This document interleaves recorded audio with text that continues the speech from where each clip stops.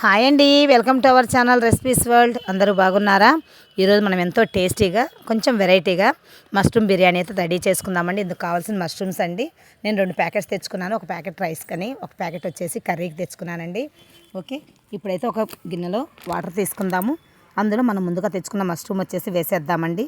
దీనిపైన కొంచెం గల్లుప్పు వేసామంటే ఆ మష్రూమ్ మీద ఉండే బ్లాక్నెస్ మొత్తం పోతుంది అనమాట. నీట్గా తెల్లగా వచ్చేస్తాయి అనమాట కొద్దిసేపటికి. ఓకే అండి, ఇవి నానుతున్నప్పుడే మనం ఒక గ్లాస్ వచ్చేసి రైస్ కడిగి పక్కన పెట్టించుకుందాం. ఇవి నానుతూ ఉంటాయి. ఇప్పుడు మనం కొంచెం ఒక 2 వచ్చేసి ఆనియన్స్, 2 పచ్చిమిర్చి, 2 పెద్ద టమోటాస్, కొత్తిమీర, పుదీనా అయితే నీట్గా కట్ చేసి పక్కన పెట్టేసి ఉంచుకుందామండి. ఓకేనండి, ఇప్పుడైతే మనం మష్రూమ్ కట్ చేసుకుందాము.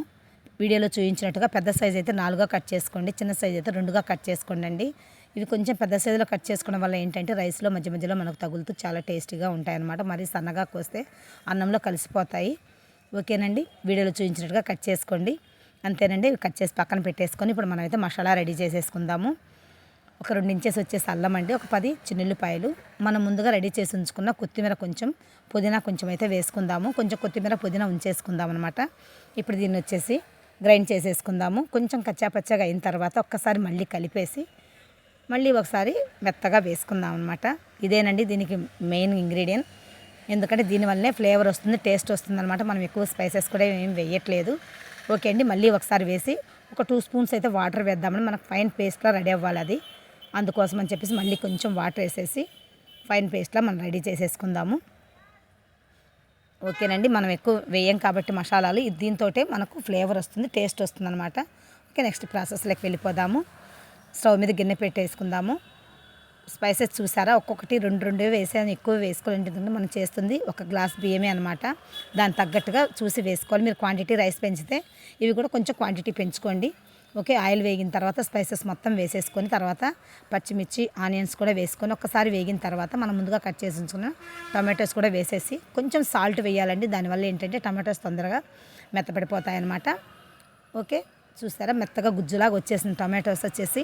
ఇప్పుడు నెక్స్ట్ వచ్చేసి మనం ముందుగా వేసి ఉంచుకున్న మన సీక్రెట్ ఇంగ్రీడియంట్ ఉంది కదా, అది వేసేసుకుందాము. ఓకే అండి, మెయిన్ ఫ్లేవర్ ఇదేనండి దీనికి. ఓకే, ఒక్కసారి అది కూడా పచ్చివాసన పోయేంత వేగిన తర్వాత 1 స్పూన్ అయితే కారం వేసుకుందాము. ఎందుకంటే మనం చిల్లీస్ వేసుకున్నాం కాబట్టి కారం ఎక్కువ పట్టదు. ఓకే అండి, కొంచెం ఉప్పు కూడా వేసేసుకొని ఒక్కసారి కలుపుకుందాము. ఇప్పుడు మిగతా ఆనియన్స్ కొంచెం వేసుకున్నాం కదండి ముందు, ఇప్పుడు కొంచెం ఉన్నాయి వేసేసాను అవి కూడా. నెక్స్ట్ వచ్చేసి మన మష్రూమ్ కూడా వేసేసుకొని ఒక్కసారి కలిపేసుకుందాము. 1 గ్లాస్ రైస్ నానబెట్టుకున్నాం కదండి మనం, దానికి వచ్చేసి 1.5 గ్లాస్ వచ్చేసి వాటర్ పోయాలి. ఇప్పుడు వచ్చేసి 1.5 గ్లాస్ వాటర్ కూడా పోసేసానండి. మొత్తం ఒక్కసారి కలిపేసుకొని మనకి ఏమన్నా ఉప్పు తగ్గుతుందేమో అది కూడా మీరు ఒకసారి మధ్యలో చెక్ చేసుకోండి.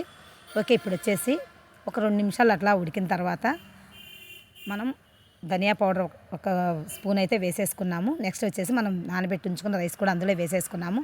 ఇప్పుడైతే ఒకసారి ఉప్పు చెక్ చేసుకోండి అండి. మీకు అవసరం అనిపిస్తే కొంచెం వేసేసుకోండి ఇప్పుడే. ఓకే అండి, ఒక 2 మినిట్స్ అయితే అలాగే మూత పెట్టేసి వదిలేద్దాము. ఈలోపు పక్క స్టవ్ మీద వచ్చేసి ఒక ఇనుప పెన్నం అయితే పెట్టానండి, కొంచెం వేడవుతుంది అది. ఓకే అండి, ఈలోపు మనం ఒక్కసారి ఇది కలుపుకొని ఇందులో కొత్తిమీర, పుదీనా కొంచెం మిగిలించుకున్నాం కదా, అది అందులో వేసేసుకుందాము. ఇది వేడైతే అయిపోయింది పక్కన పెన్నం. ఓకే అండి, దాని మీద పెట్టేసి మనం సిమ్లో పెట్టేసుకోవాలి, హైలో అయితే అస్సలు పెట్టవద్దు. ఓకే అండి, సిమ్లో పెట్టామంటే దమ్ బిర్యానీలా వస్తుందన్నమాట. ఎంతో టేస్టీగా మష్రూమ్ బిర్యానీ అయితే మనకు సూపర్గా తయారైపోయిందండి. ఇంతే అండి మన వీడియో మీకు నచ్చినట్టయితే లైక్ చేయండి, షేర్ చేయండి, సబ్స్క్రైబ్ చేయండి. Thank you for watching.